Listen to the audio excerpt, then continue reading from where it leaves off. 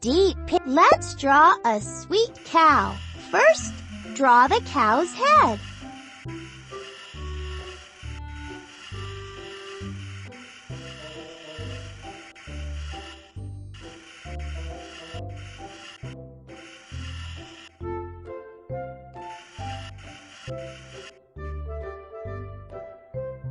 Then, small ears.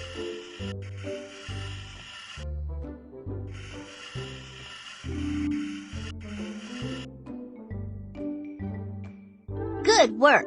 Draw the cow's horns.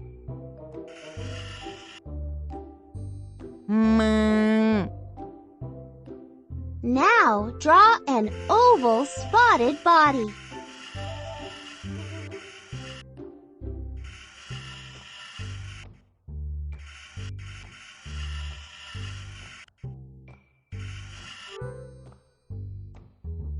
Draw its udder.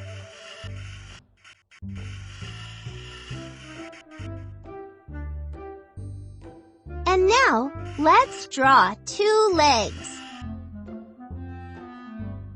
Wonderful! And 2 more legs. And the cow's tail with a switch.